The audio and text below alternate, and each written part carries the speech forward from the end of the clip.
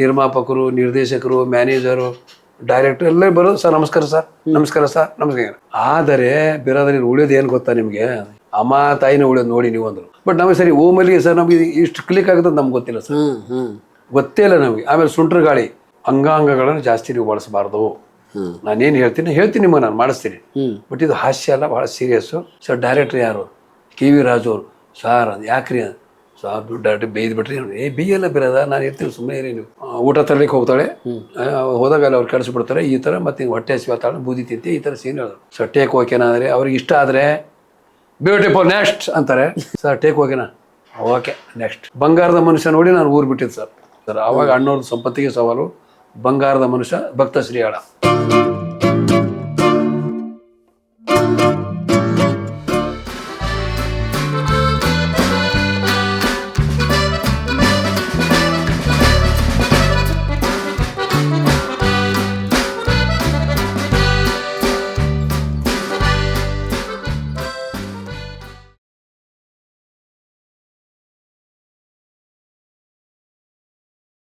But ನಮ್ಗೇನು ಗೊತ್ತಾಗಲ್ಲ sir.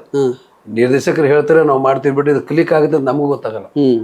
But ಒಂದು ಮಾತ್ರ ಸರ್, ನಮ್ಮ ಲವ್ ಟ್ರೈನಿಂಗ್ ಮಾಡಬೇಕಾದ್ರೆ ಕಾಶಿನಾಥ್ ಸರ್ ಹೇಳಿದರು, ಒಂದು 3 ದಿವಸನ 4 ದಿವಸನ ನಾವು ವರ್ಕ್ ಮಾಡಿದೀವಿ ಸರ್. ಇಲ್ಲಿ ಹತ್ರ ಮಾಡಿದ್ವಿ ಸರ್, ಕಾಮಾಕ್ಷಿ ಟೆಂಟ್ ಮೇಲೆ ಒಂದು ದೇವಸ್ಥಾನ ಇದೆ ಎತ್ತರಕ್ಕೆ, ಅಲ್ಲಿ ಮಾಡಿದೀವಿ. ದಿನವನ್ನು ನಾವು ಅವಾಗೇನಿತ್ತು ಹಿಂಗೆ ಸಾಲ ಒಂದು 20-30 ಕುರ್ಚಿ ಹಾಕೋರು, ನಿರ್ಮಾಪಕರು, ನಿರ್ದೇಶಕರು, ಮ್ಯಾನೇಜರು, ಡೈರೆಕ್ಟರ್ ಎಲ್ಲ ಬರೋದು ಸರ್ ನಮಸ್ಕಾರ ಸರ್, ನಮಸ್ಕಾರ ಸರ್, ನಮಸ್ಕಾರ ಸರ್, ನಮಸ್ಕಾರ ಸರ್. ಕಾಶಿಂದ ಬರ್ರಿ ಹೀರೋ ಅಂದರು. ಏನು ಸರ್ ನಾನು ಹೀರೋ ಅಂದ್ರಿ ಸರ್, ನೀವು ಬಿರಾದಾರೆ ಕತೆ ಪ್ರಕಾರ ನಾನು ಹೀರೋ ಕರೆಕ್ಟ್. ಆದರೆ ಬಿರಾದಾರಿ ಉಳಿಯೋದು ಏನು ಗೊತ್ತಾ ನಿಮಗೆ ಹೇಳಿ ಸರ್, ಅಮ್ಮ ತಾಯಿನ ಉಳಿಯೋದು ನೋಡಿ ನೀವು ಅಂದರು. ಹಂಗೆ ಆಯ್ತು. ಒಂದು 4 ದಿವಸ ಆದಮೇಲೆ ಹೇಳಿದ್ರು ಸರ್, 4 ದಿವಸ ಶೂಟಿಂಗ್ ಮಾಡಿದ್ವಿ. ನೋಡಿ ಬಿರಾದಾರೆ ನಾವೆಲ್ಲ ಬರ್ತೀನಿ ನೋಡಿ, ನೀವು ಸಿನಿಮಾ ನೋಡಿದ್ರು ಬಂದರೆ ನಿಮ್ಮ ಅಮ್ಮ ತಾಯಿ ಅಂತ ಹೆಸರು ಬರುತ್ತೆ ನೋಡಿ. ಹಂಗೆ ಆಗೋದು ಸರ್. ಹಂಗೆ ಅವು ನಮಗೆ ಗೊತ್ತಾಗಲ್ಲ ಸರ್, ನಿರ್ದೇಶಕರಿಗೆ ಗೊತ್ತಾಗ್ಬಿಡುತ್ತೆ ಸರ್ ಅವ್ರಿಗೆ ಯಾವ ಪಾತ್ರ ಕ್ಲಿಕ್ ಆಗುತ್ತೆ. ಆಮೇಲೆ ಅವ್ರು ಚೆನ್ನಾಗಿ ಮಾಡ್ತಾ ಇದ್ದಾರಲ್ಲ ಅಂತ ಅವ್ರ ಗಮನದಲ್ಲಿ ಒಂದಿರುತ್ತೆ. ಅವಾಗ ಏನಾಗುತ್ತೆ ಅಂದರೆ, ಬಟ್ ನಮಗೆ ಸರಿ ಓಮಲ್ಲಿ ಸರ್ ನಮಗೆ ಇಷ್ಟು ಕ್ಲಿಕ್ ಆಗುತ್ತೆ ಅಂತ ನಮ್ಗೆ ಗೊತ್ತಿಲ್ಲ ಸರ್, ಗೊತ್ತೇ ಇಲ್ಲ ನಮಗೆ. ಆಮೇಲೆ ಸುಂಟ್ರ ಗಾಳಿ ಕ್ಲಿಕ್ ಆಗುತ್ತೆ ಅಂತ ಗೊತ್ತಿಲ್ಲ. ಲವ್ ಟ್ರೈನಿಂಗು ಡೈರೆಕ್ಟ್ರ್ ಹೇಳಿದರೆ ಮಾಡಿ ಇಷ್ಟು ಕ್ಲಿಕ್ ಆಗುತ್ತೆ ಅದು ಗೊತ್ತಿಲ್ಲ. ಬಟ್ ಏನು ಸರ್ ಅಂದರೆ ಅದು ಪಕ್ಕಾ ಗೊತ್ತಾಗೋದು ನಿರ್ದೇಶಕರಿಗೆ ಸರ್, ಚೆನ್ನಾಗಿ ಮಾಡ್ತಾ ಇದ್ರೆ ಇದು ಒಳ್ಳೆ ಹೆಸರು ಕೊಡುತ್ತೆ ಅನ್ನೋದು ಅವ್ರಿಗೊಂದು ಅಂದಾಜು ಇರುತ್ತೆ. 2010ರಲ್ಲಿ ನೀವು ಒಂದು ಸಿನಿಮಾ ಬರುತ್ತೆ, ಕನಸೆಂಬೋ ಕುದುರೆ ಏನೇರಿ ಅಂತ. ಅಲ್ಲಿಯವರೆಗೂ ಬಿರಾದಾರ್ ಬೇರೆ, ಹೌದು, ಒಂದಷ್ಟು ಸಿಕ್ಕ ಪಾತ್ರಗಳನ್ನ ಮಾಡ್ಕೊಂಡು ಬಂದ್ರಿ. ಹೌದು. ಬಟ್ ಹೀರೋ ಅಂತ ನಾನು ಹೇಳಲ್ಲ, ಒಂದು ಇಡೀ ಕತೆಗೆ ನಾಯಕ. ಹೌದು. ಕನಸೆಂಬ ಕುದುರೆ ನೇರಿ ಅನ್ನೋ ಆ ಕತೆ ಇದೆಯಲ್ಲ, ಆ ಇಡೀ ಕತೆಗೆ ನೀವು ನಾಯಕರಾದ್ರಿ. ಆ ಸಿನಿಮಾಗೆ ಅವಾರ್ಡ್ ಕೂಡ ಬಂತು, ನೀವು ಕೂಡ ಪ್ರಶಸ್ತಿ ತಗೊಂಡ್ರಿ. Girish Kasaravalli award winning director. ಆ ಸಿನಿಮಾ ಆದಮೇಲೆ ನಿಮ್ಮ ಜರ್ನಿ ಚೇಂಜ್ ಆಗುತ್ತೆ. ಏನನ್ನಿಸ್ತು, ಹೇಗೆ ಆ ಸಿನಿಮಾ ನಿಮಗೆ ಬಂದಿದ್ದು, ಹೇಗಿತ್ತು ಗಿರೀಶ್ ಕಾಸರವಳ್ಳಿ ಅವರು? ಇಲ್ಲ ಸರ್, ಅಲ್ಲಿ ಏನೋ ಸರ್ ಅದು ಒಂದು ಅಲ್ಲಿಂದ ಒಂದು ನಾನು ಇದನ್ನೇ ಬೇರೆ ಥರ ಆಗೋದು ಸರ್, ನಿಮ್ಮ ಜರ್ನಿನೇ ಬೇರೆ ಆಗೋಯ್ತು. ಆಮೇಲೆ ಅಲ್ಲಿನೇ ಸರ್ ಅವ್ರದ್ದು ಭಾಳ ಲೆಕ್ಕಾಚಾರ ಸರ್, ಲೆಕ್ಕಾಚಾರ ಯಾವ ಪಾತ್ರ ಹೇಗೆ ತೊಗೊಂಡು ಹೋಗ್ಬೇಕು. ಅವರು ಕರೆಸಿ ನನಗೆ ಫೋನ್ ಮಾಡಿ ಕರ್ಸ್ಕೊಂಡಾಗ ಹೇಳಿದರು, ಬೇರೆದಾದ್ರು ಒಂದು ಪಾತ್ರ ನಿಮಗೆ ಸೂಟೇಬಲ್ ಅಂತ ನಾನು ಅಂದ್ಕೊಂಡಿದ್ದೀನಿ, ನಾನು ಮಾಡಿಸ್ತೀನಿ ನಿಮ್ಮ ಕೈಲಿ.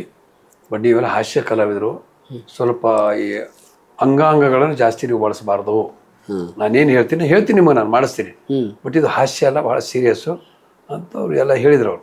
ಆಮೇಲೆ ಈ ನಾಳೆ ಬೆಳಿಗ್ಗೆ ಏನು ಸೀನ್ ಇದೆ ಅದ್ರ ಬಗ್ಗೆ ರಾತ್ರಿ ನಮ್ಗೆ ಹೇಳೋರು ಸರ್ ವಿವರ. ಹೀಗಿದೆ ನಾಳೆ ಬೆಳಿಗ್ಗೆ ಈ ಥರ ಸೀನು, ಹಿಂದೆ ನೀವು ಹೋಗಿಲ್ಲ, ಅದು ಇಲ್ಲಿ ಕಂಟಿನ್ಯೂಟಿ ಬರುತ್ತೆ, ಈ ಥರ ಹೇಳಿ. ಮತ್ತು ಅವ್ರು ಅನ್ನೋರು ನಿಮ್ಮಲ್ಲಿ ಏನಾದರೂ ಹೊಳೆದ್ರು ಕೂಡ ನಮ್ಗೆ ಹೇಳಬೇಕು ಅಂತ ಹೇಳ್ತಿದ್ರು. ನಿಮ್ಮಲ್ಲಿ ಈಗ ನೀವು ಕೇಳ್ಬೋದು, ಏನು ನಿಮ್ಗೆ ಏನೋ ಅನಿಸಿದ್ರೆ ನಾನು ನಿಮ್ಮ ಮುಂದೆ ಹೇಳಬೇಕು ನೀವು, ಯಾಕಂದ್ರೆ ನಿಮ್ಗೆ ಏನೊಂದು ಅನಿಸುತ್ತೆ ಹೇಳಿದ್ರೆ ನಾನು ಚೆನ್ನಾಗಿ ನಾನು ತಗೋದಂತ ಏನಿಲ್ಲ ಅಂತ. ಅದ್ರ ಕೂಡ ಒಂದು ಸುಮಾರು ಕಡೆ ಆಗಿದೆ, ಅದು ಸುಮಾರು ಕಡೆ ಇದ್ದಾಗ ಸರ್ ಹಿಂಗೆ ಮಾಡಲ್ಲ ಸರ್, ಹಾಂ ಚೆನ್ನಾಗಿದೆ ಮಾಡಿ, ಇಲ್ಲಿ ಸ್ವಲ್ಪ ಒಂಚೂರು ಲೈಟಾಗಿ ಮಾಡಿ ಅನ್ನೋರು. ಸೀನಿಗೆ ಒಂಚೂರು ಎಲ್ಲೊಂದು ಕಡೆ ನಾನು ಅವ್ರ ಗೌಡ್ರ ಆಳು ಮಕ್ಕಳು ಎತ್ಕೊಂಡು ಹೋಗ್ತಾರೆ, ಎತ್ಕೊಳ್ತಾ ನೀವು ಕೂರಿಸಿಬಿಟ್ಟಾಗ ಎದ್ದೋಳ ನನ್ನ ಮಗನೇ ಮೇಲೆ ಅಂದಾಗ, ಮತ್ತು ಬರುವಾಗ ಹೊತ್ಕೊಂಡು ಬಂದಿರಿ, ಮತ್ತೆ ಈಗ ಹೊತ್ಕೊಂಡು ಹೋಗ್ರಿ, ನನ್ನ ಮಗನೇ ಎದ್ದೇಳೋದು ಇಲ್ಲ ಮಾಡಿ ಒಂಚೂರು ಕಾಮಿಕ್ ಆಗಿರಲಿ ಅದು. ಬಟ್ ಭಾಳ ಇದು ಸರ್, ಭಾಳ ಅನುಭವ ಸರ್ ಅವ್ರ ಪಾತ್ರ ನನಗೆ ಸಿಕ್ಕಿದ್ದು. ಬಟ್ ನನಗೇನು ಅವ್ರು ಗಿರೀಶ್ ಕಾಸರವಳ್ಳಿ ಅವರು ಡೈರೆಕ್ಷನ್ ಕೂಡ ಹೇಗೆ ಅವ್ರ ಜೊತೆ ಮಾಡೋದು, ಹೇಗೆ ಎಲ್ಲ ಇಂಟರ್ನ್ಯಾಷನಲ್ ಲೆವೆಲಲ್ಲಿ ಹೆಸರು ಮಾಡಿದವರು, ನನ್ನ ಕೈಲಿ ಆಗುತ್ತೋ ಏನು, ಎಲ್ಲಿ ಅವ್ರ ಕೈಲಿ ಬೇಯಿಸ್ಕೋತೀನೋ ಏನೋ, ಇವೆಲ್ಲ ಒಂಚೂರು ಭಯ ಇತ್ತು ಸರ್ ನನಗೆ. ಒಂದಿನ 2 ದಿನ ಭಯ ಇತ್ತು ಸರ್ ನನಗೆ ಅವ್ರ ಜೊತೆ ಹೊಲ್ಸ್ಕೊಳ್ಬೇಕಾದ್ರೆ. ಆಮೇಲೆ ಒಂದು ದಿವಸ ಕರೆಸಿದ್ರು ರೂಮಿಗೆ, ಬಿರಾದರವರೇ ಒಂಚೂರು ರೆಡಿಯಾಗಿ ರೂಮ್ ಕಡೆ ಬನ್ನಿ ಸರ್, ಬಿಜಾಪುರದಲ್ಲಿದೆ. ನನಗೇನು ಭಯ ಅಂದರೆ ಎಲ್ಲಿ ತಪ್ಪು ಮಾಡಿದ್ರು ಏನು ಕೇಳ್ತಾರೋ ಅಂತ ನನಗೆ ಭಯ. ಬಟ್ ಅಲ್ಲಿ ಅಂದ್ರೆ ಬನ್ನಿ ಬಿರಾದರವರೇ, ಯಾಕೆ ಬಿರಾದವರೇ ಸ್ವಲ್ಪ ಏನೋ ಹೆದರೋ ಥರ ಇದೆಯಲ್ಲ ನೀವು? ಇಲ್ಲ ಸರ್ ಆ್ಯಕ್ಚುಲಿ ನಿಮ್ಮ ಭಯ ಸರ್. ಏನು ಭಯ ಹೇಳಿ ನಿಮಗೆ?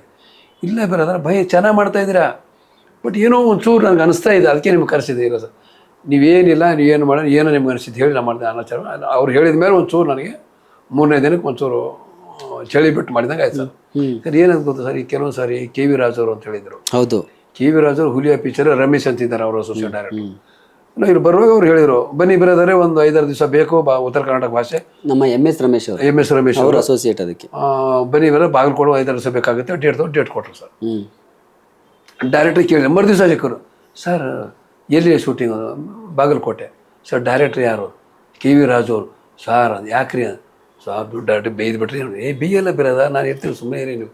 ಯಾಕಂದ್ರೆ ಅವರು ಪತ್ರಿಕೆಯಲ್ಲಿ ಓದಿದೆ, ಅಮಿತಾಬ್ ಬಚ್ಚನ್ ಎಲ್ಲರಿಗೂ ಇದು ಮಾಡ್ತೀನಿ. ಮಾಡ್ತೀನಿ, ನನಗೆ ಭಯ ಸೆಟ್ಟಲ್ಲೇ. ಸೆಟ್ಟಲ್ಲೇ ಅವ್ರು ಬಿರದ, ನಾ ಇರ್ತೀನಿ, ನಿಮ್ಗೆ ಏನಲ್ಲ ಬರೀ ಅಂತ. ಪುಣ್ಯಗೆ ಸರ್ ಒಂದೇ ಟೇಕ್ ಓಕೆ ಆಗೋಯ್ತು. ಅದು ಬೂದಿ ತಿನ್ನೋ ಸೀನ್ ಸರ್. ಅದು ಅವ್ರು ಹೇಳಿದ್ರು, ಬಾರಪ್ಪ, ಅವ್ರೊಂದು ಭಾಷೆ ಒಂಥರ ಅವ್ರು ಒಟ್ಟಗಡೆ ಕೆಲವ್ರು ಗೊತ್ತಾಗ್ತಾ ಎಲ್ಲ. ನನಗೆ ಹೇಳಿದ್ರು, ಏನಪ್ಪ ಪಾತ್ರ ಗೊತ್ತಾಯ್ತೇನಪ್ಪ, ಏನು ಇನ್ನ ಹೆಸರು? ಸರ್ ಬಿರಾದಾರ. ಏನು ಬಿರಾದಾರ ಗೊತ್ತಾಯ್ತಾ?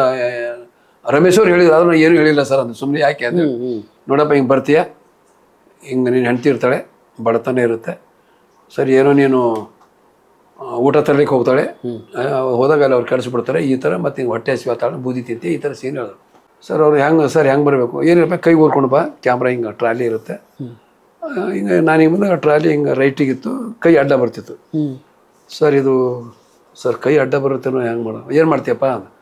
ಸರ್ ಹೊಟ್ಟೆ ಬ್ಯೂಟಿಫುಲ್ ಯಾರು ಬೇಡ ಅಂತಾರೆ ಅಂದರು. ಹೊಟ್ಟೆ ಹೇಳ್ಕೊಂಡು ಬರ್ಬೋದು ಸರ್. ಬ್ಯೂಟಿಫುಲ್ ಯಾರು ಬೇಡ, ಹೆಂಗೆ ಮಾಡ್ತೀವಿ ಕೈ?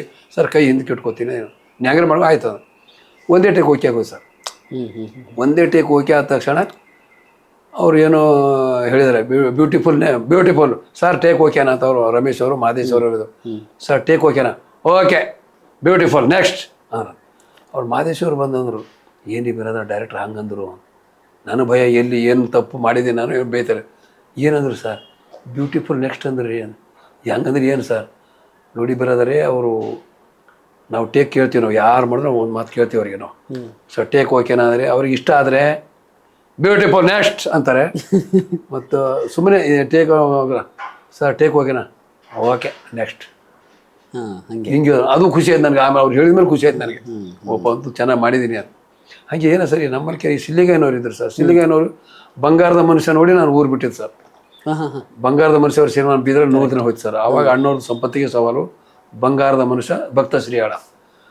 ನನಗೆ ಸಿಲ್ಲಿಗಾಯನವ್ರದ್ದು ಆ ಪಿಕ್ಚರ್ ಗೊತ್ತೆ, ಸಿಲ್ಲಿಗಾಯನವ್ರು ಡೈರೆಕ್ಟ್ ಬಂಗಾರದ ಮನುಷ್ಯ ಅಂತ. ನನಗೇನು ಆಸೆ ಅಂದರೆ ಅವ್ರ ಸಿನಿಮಾದ್ರೆ ಒಂದು ಪಾತ್ರ ಆದರೂ ಮಾಡಬೇಕು ಅಂತ ನನಗೆ ಆಸೆ. ಟೂರಿಸ್ಟಲ್ಲಿ ಸರ್ ಸುಮಾರು ಸರಿ ಇಲ್ಲಿ ಬಂದಾಗೆಲ್ಲ ಹೋಗ್ತೀನಿ. ಏನಪ್ಪ ಸರ್ ಅದೇ ಒಂದು ಪಾತ್ರ ಸರ್, ಯಾವುದಿಲ್ಲಪ್ಪ, ಒಂದು 2 ತಿಂಗಳ ಪಾಠ, ಹಿಂಗೆ ಮಾಡಿ ಒಂದು 2-3 ವರ್ಷ ಓಡಾಡಿದೆ ಸರ್. ಕೊನೆಗೆ ಒಂದು ದಿವಸ ಏನಾಗಿದೆ, ಅವ್ರು ಸಿನಿಮಾ ಮಾಡ್ತಾಯಿದ್ರು. ಸಿನಿಮಾ ಮಾಡಬೇಕಾದ್ರೆ ಯಾವುದೋ ಇರ್ತಲ್ಲ ಸರ್ ವರ್ಕಿಂದ, ಏನು ಸರ್ ನಮಸ್ಕಾರ ಸರ್. ಏನು ನಮಸ್ಕಾರ ರೀ? ಏನು ರೀ, ಯಾರಿಗೆ ಹೆಲ್ಪ್ ಮಾಡಿ, ಯಾರಿಗೆ ಏನು ಮಾಡ್ತೀರಿ, ಹಂಗೆ ಹಿಂಗೆ ಸ್ವಲ್ಪ ಯಾಕೋ ಅವ್ರು ಒಂಚೂರು ಏನು ಗರಮಲ್ಲಿ ಇದ್ದರು. ಸುಮ್ಮನೆ ನಿಂತ್ಬಿಟ್ಟೆ ಸರ್ ನಾನು. ಏನು ಯಾರು ಹೆಲ್ಪ್ ಮಾಡ್ತಾರೆ, ನಾವು ಎಷ್ಟು ಕಾಲ ಇದ್ರೆ ಹಂಗೆ ಇದ್ದೆ. ಏನಪ್ಪ ನಾ ಏನಂದೆ, ನೀನು ಕೋಪ ಬರಲಿಲ್ಲ ಅಂದರು. ಇಲ್ಲ ಸರ್ ಯಾಕೆ? ಅಲ್ಲ ಸರ್ ನೀವು ಹೇಳೋದೆಲ್ಲ ಕರೆಕ್ಟಾಗಿದೆ ಸರ್, ತೊಂದರೆ ಆಗಿದೆ ಏನೋ ನಿಮಗೆ, ಅದಕ್ಕೆ ಏನೋ ಚೂರು ಅಂತ ಇದ್ದೀರಾ ಸರ್. ಏನು ಕೆಲಸ ಮಾಡ್ತೀಯಪ್ಪ ನೀನು? ಸರ್ ರಂಗಭೂಮಿ ಕಲಾವಿದನ ನೀನು, ಅದಕ್ಕೆ ನೀವು ಸುಮ್ಮನೆ ಇನ್ಯಾರ ನಾನು ಬೈದು ಬಿಡೋರಪ್ಪ ನನಗೆ ಅಂತ ಒಳಗೆ ಕರೆದು ಟೀ ಕೊಟ್ಟು, ರಂಗಭೂಮಿ ಕಲಾವಿದನ ಇಲ್ಲ ಬೇರೋದಾರ, ಹಿಂಗೇನೋ ತೊಂದರೆ ಆಗಿದೆ, ಏನೋ ಪಿಕ್ಚರ್ ನಿಂತೋಗಿದೆ, ಯಾರು ಹೆಲ್ಪ್ ಮಾಡೋರು ಬೇರೋದಾರ, ಸಮಯಕ್ಕೆ ಹಾಗೆ ಆಗ್ಯದ ಸರ್. ಗೊತ್ತಾಯ್ತು ಸರ್ ನೀವು ಹೇಳೋದು, ನೀವು ನನ್ನ ಮೇಲಲ್ಲ, ಆ ಸಮಯಕ್ಕೆ ನಾನು ಬಂದಿದ್ದೀನಿ ಅಷ್ಟೇ ಅಂತ ಎಲ್ಲ ಮಾತಾಡಿದೆ. ಹೇಳಿ ಪಾಪ 2-3 ವರ್ಷದ ಬರ್ತಾ ಇದ್ದೀನಿ ಬೇರೋದಾರ ನೀನು, ಆಯ್ತಪ್ಪ ಒಂದು ಸಿನಿಮಾ ಕೊಡ್ತೀನಿ ತಗೊಂಡ್ರೆ ಬಾ ನನ್ನ ಪ್ರೀತಿಸೋದ್ರೆ ಒಂದು ಪಾತ್ರ ಮಾಡಿದೆ ಸರ್. ಲೋಕೇಶ್ ಅವರು ನಾನು, ಹಳ್ಳಿ ಪಾತ್ರ. ಹಾಗೆ ಇಲ್ಲಿ ಏನಾಯ್ತು ಗೊತ್ತು ಸರ್, ಗೊತ್ತಿಲ್ಲ ಸರ್ ಈ ಜರ್ನಿಗಳು ಹೆಂಗಿದೆ ಸರ್. ನಾವು ಎಲ್ಲಿಗೆ ಬಂದು ಮುಟ್ತೀವಿ, ಯಾಕೆ ಬರ್ತೀವಿ, ನಮ್ಗೆ ಇಲ್ಲಿಗೆ ಮುಗೀತಾ ಅಥವಾ ಇನ್ನೂ ಆರಂಭ ಇದೆಯಾ? ಕೆಲವೊಂದು ಸರಿ ಏನಾಗುತ್ತೆ ಸರ್ ಕಲಾವಿದರಿಗೆ, ಅಂತ್ಯ ಅಂದರೆ ಆರಂಭ ಆಗುತ್ತೆ, ಆರಂಭ ಅಂದರೆ ಅಂತ್ಯ. ಕರೆಕ್ಟ್. ನಾವು ಗೆಸ್ ಮಾಡೋಕ್ಕೆ ಆಗಲ್ಲ ಸರ್.